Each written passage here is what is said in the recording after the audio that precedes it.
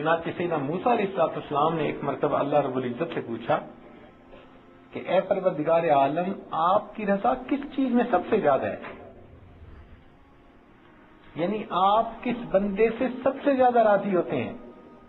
تو رب کریم نے ارشاد فرمایا کہ اے میرے پیارے کلیم، جو شخص میری قضا پر راضی ہو جائے، جو شخص میری قضا پر راضی ہو جائے، میں اس شخص سے سب سے زیادہ راضی ہو جاتا ہوں۔ مقدر میں اللہ نے جو لکھ دیا بندہ اس کے اوپر خوش رہے۔ چنانچہ روایت میں آتا ہے کہ جب اللہ تعالیٰ نے لوح اور قلم کو بنایا تو قلم کو حکم فرمایا کہ لکھ، تو قلم نے لکھنا شروع کیا، لا الہ الا انا محمد رسولی، یعنی اللہ تعالیٰ کی طرف لکھ رہا ہے کہ نہیں کوئی معبود سوائے میرے اور محمد صلی اللہ علیہ وسلم میرے رسول ہیں۔ پھر آگے قلم نے لکھا، من لم یستسلم بقضائی، جو میری قضا کو تسلیم نہیں کرتا، ولم یصبر علی بلائی، میری بھیجی ہوئی بلاؤں پر صبر نہیں کرتا، ولم یشکر علی نعمائی، اور میری نعمتوں کا شکر ادا نہیں کرتا، فلیتخذ ربا سوائی، اس کو چاہیے میرے سوا کسی اور کو اپنا رب بنا دے۔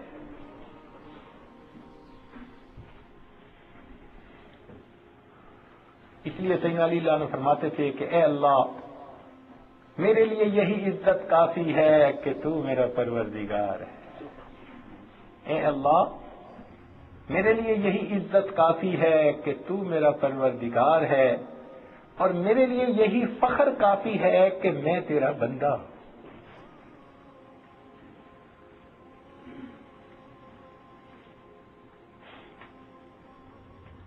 اس لیے مومن ساری زندگی اللہ رب العزت کی رضا حاصل کرنے کی جستجو میں لگا ہوتا ہے، ساری زندگی۔ اس پر کبھی تو خوف غالب آتا ہے اور کبھی اس پر امید غالب آتی ہے۔ دیکھیں، ایک ہے خوف اور ایک ہے غم، دونوں میں فرق ہوتا ہے۔ خوف ہوتا ہے کسی کے ہونے کا ڈر، اور غم ہوتا ہے کسی کے گزر جانے کا غم۔ یعنی غم اور حزن کا تعلق ان احوال کے ساتھ ہے جو ماضی میں گزر چکے، جو پیش آنے والے ہیں ان کے لیے خوف کا لفظ استعمال ہوتا ہے۔ تو مومن کو اپنے انجام کے بارے میں خوف رہتا ہے ہر وقت کہ پتہ نہیں کوئی ایسی مجھ سے کوتاہی نہ ہو جائے، ایسا نہ ہو کہ میں ایمان سے کہیں محروم نہ کر دیا۔ ہر وقت فکر ہوتی ہے، اس کو احساس ہوتا ہے اس کو اس بات کا، اور اسی لیے وہ ڈرتا ہے کہ کہیں شیطان مجھ پر حملہ آور نہ ہو جائے۔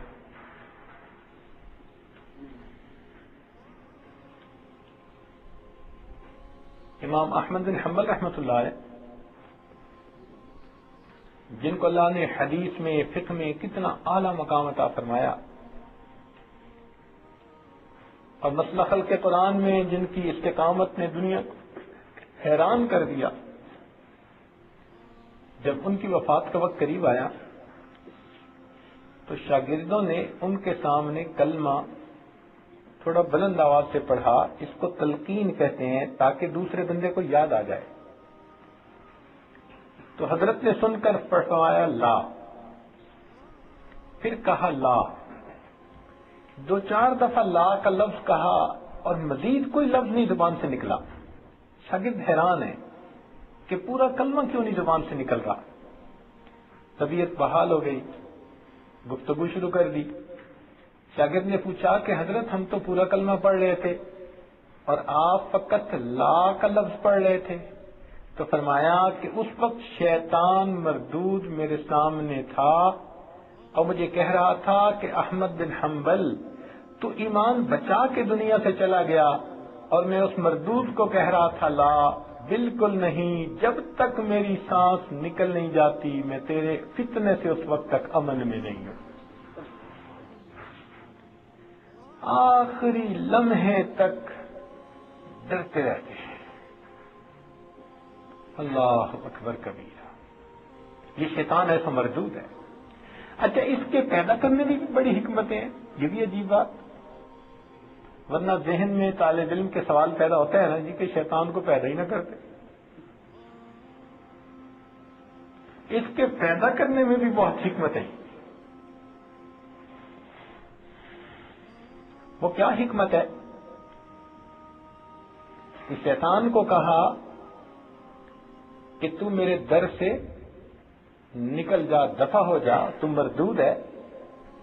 تو شیطان نے قسم کھائی کہ اے اللہ، مجھے آدم علیہ السلام کی وجہ سے دھتکارا گیا تو میں ان کی اولاد کو بہکاؤں گا۔ اور اس نے قسم کھائی، فَبِعِزَّتِكَ کا، اے اللہ مجھے آپ کی عزت کی قسم، میں ان کو بہکا کے دکھاؤں گا۔ تو رب کریم نے فرمایا کہ اچھا تو اپنی کوشش کر لے، میرے بندے بھی گناہ کرتے رہیں گے، اگر اپنی موت سے پہلے میرے در پر آ کر وہ معافی مانگیں گے، میں اپنے بندوں کے سب گناہوں کو معاف کر دوں گا۔ اب بندے کے لیے دو صورتیں ہیں، اگر تو وہ شیطان کے مقابلے میں کامیاب ہوا تو غازی بننے کا اجر پائے گا، اور فرمایا کہ اگر پسپا ہوا تو میرے عفو کریمانہ میں آئے، میں اس کے جرموں کو معاف کر دوں گا۔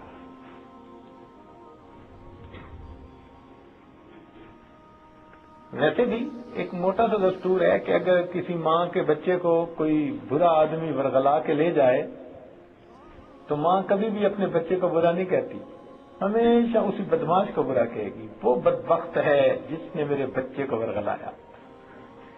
بالکل یہی معاملہ کہ شیطان بندے سے جو گناہ کرواتا ہے اور اس کو اللہ تعالیٰ کے در سے دور لے جاتا ہے تو اللہ تعالیٰ کا غصہ اور غضب شیطان پر زیادہ ہوتا ہے، یہ بدبخت میرے بندوں کے بہکا کے لے جا رہا ہے۔ اسی لیے شیطان کی طرف ہر گناہ منسوب۔ قرآن مجید میں فرمایا فَأَزَلَّهُمُ الشَّيْطَانُ، شیطان نے ان دونوں کو فتنے میں ڈال دیا۔ وَمَا أَنسَانِيهُ إِلَّا الشَّيْطَانُ، اس کو شیطان نے بھلا دیا۔ هَذَا مِنْ عَمَلِ الشَّيْطَانِ، ایک جگہ فرمایا من بعد ان نزغ الشیطان، تو یعنی ان تمام مواقع پر ظاہر میں کام تو انسان سے ہو رہا ہے، مگر جب تذکرہ کیا تو بندے کو مجرم نہیں بنایا، بلکہ فرمایا کہ شیطان نے اس سے یہ کام کروا دیا۔ تو بندے کی بخشش کا راستہ آسان ہو گیا کہ اگر وہ تھوڑا بھی اپنے رب کی طرف متوجہ ہو تو اللہ رب العزت اس کے گناہوں کو جلدی معاف کروا دیتی ہے۔ یہ یاد رکھنا کہ شیطان کے ساتھ اللہ رب العزت کو ذاتی عداوت ہے، اس نے اللہ رب العزت کو چیلنج دیا ہوا ہے، اس لیے فرمایا علم عہد الیکم یا بنی آدم اللہ تعبدوا الشیطان انہ لکم عدو مبین وان اعبدونی ھذا صراط مستقیم۔ کیونکہ اللہ تعالیٰ کو ذاتی عداوت ہے، اس لیے تعوذ کے اندر اللہ تعالیٰ نے اپنے ذاتی نام کو استعمال کیا، صفاتی نام کو استعمال نہیں کیا۔ چنانچہ کیا فرمایا اعوذ باللہ من الشیطان الرجیم، اس میں اللہ کا نام فقط آیا ہے، حالانکہ بسم اللہ دیکھیں تو اس میں رحمان اور رحیم کا نام صفاتی نام آئے ہیں۔ تو تعوذ کے اندر ذاتی نام کو استعمال فرمایا، کیوں؟ یہ میرا ذاتی دشمن ہے، اے میرے بندے تو میرے ذاتی نام سے مجھے پکارے گا، میں اس دشمن کے مقابلے میں تیری یقیناً مدد کرنے کو آؤں گا۔ اور اس کے بعد پھر تسمیہ یعنی بسم اللہ، اس کے اندر الرحمن اور الرحیم کے ذریعے سے اللہ تعالیٰ نے اپنے بندوں کے لیے نیکیوں کے اور اجر کے دروازوں کو کھول دیا. اچھا یہی سے پتہ چل جاتا ہے. لیکن جب کسی بندے نے الٹا کام کرنا ہو نا تو اس کے تیور بتا دیتے ہیں کہ بھئی یہ کرنا کیا چاہتا ہے. خط لکھے تو اس کے شروع کے 2 لفظ بتا دیتے ہیں کہ یہ کتنا غصے میں ہے. اللہ تعالیٰ نے جو تسمیہ ہے بسم اللہ ہے اس میں دونوں نام رحمت کے استعمال فرمائے. یوں بھی تو ہو سکتا تھا مثال کے طور پر بسم اللہ الواحد القہار، مگر نہ عذاب کا لفظ نہ قہار کا لفظ، کوئی لفظ نہیں، 2 لفظ استعمال کیے رحمان اور رحیم کے. یہ اس بات کی دلیل ہے کہ اللہ تعالیٰ نے اپنے بندوں کو سزا کے لیے پیدا نہیں فرمایا بلکہ اپنے بندوں کو اجر کے لیے پیدا فرمایا ہے. اللہ تعالیٰ ان کو عذاب دے کے خوش نہیں ہوتے، اجر دے کے خوش ہوتے ہیں. یہ تو بندے کی اپنی بدبختی ہوتی ہے کہ وہ اللہ تعالیٰ سے اجر حاصل نہیں کر پاتا. چنانچہ جب شیطان نے قسم کھائی تو اللہ تعالیٰ نے فرمایا ان عبادی لیس لک علیہم سلطان، کہ جو میرے بندے ہوں گے تیرا ان کے اوپر قابو نہیں چلے گا. اب اس کی تفسیر میں علماء نے لکھا ہے کہ اس کا یہ مطلب ہے کہ جو اللہ تعالیٰ کے مقبول بندے ہوتے ہیں، اب یہ نہیں کہ وہ گناہوں سے کوئی پاک ہو گئے، نہیں، امکان ہے لیکن ایسا کوئی گناہ کا ارتکاب نہیں وہ کریں گے جو گناہ اللہ رب العزت کے نزدیک ناقابل معافی ہو جائے. اس گناہ سے اللہ ان کو بچا لیتا ہے. چھوٹے موٹے اگر کوئی غلطی کوتاہیاں ہو جاتی ہیں تو وہ استغفار کرتے ہیں، اللہ اس کے ان گناہوں کو معاف فرما دیتا ہے. اب دیکھیے یہاں ایک نقطہ ہے علمی اعتبار سے، ذرا توجہ فرمائیے گا کہ پہلی امتوں نے اپنے علماء کی پیروی کی. چنانچہ اللہ تعالیٰ فرماتے ہیں اتخذوا احبارهم ورهبانهم اربابا من دون اللہ، انہوں نے اپنے پیروں اور اپنے علماء کو اللہ کے ساتھ شریک بنا لیا. لیکن اس امت کا جو گنہگار بندہ ہے وہ بھی شیطان کی پیروی کر بیٹھتا ہے. مگر یہ تو نہیں کہا کہ شیطان کو اس نے شریک بنا لیا. اس کی بنیادی وجہ کیا ہوتی ہے؟ بنیادی وجہ یہ تھی کہ وہ پیروی کرتے تھے محبت کے جذبے کے ساتھ. ان کی پسند کو حلال سمجھتے تھے، ناپسند کو حرام سمجھتے تھے، شریعت کا خیال نہیں کرتے تھے. ان کی شخصی پسند اور ناپسند کے پیچھے چلتے تھے محبت کے ساتھ. اس لیے ان کو کہا کہ انہوں نے اللہ کے ساتھ شریک بنا لیا. اس امت کا گناہگار اگرچہ شیطان کے پیچھے لگ جاتا ہے مگر وہ شیطان سے محبت نہیں، شیطان سے نفرت رکھتا ہے، شیطان کو برا سمجھتا ہے. اس برا سمجھنے کی وجہ سے باوجود اس کے کہنے پہ چل پڑا. یہ نہیں کہا گیا کہ انہوں نے شیطان کو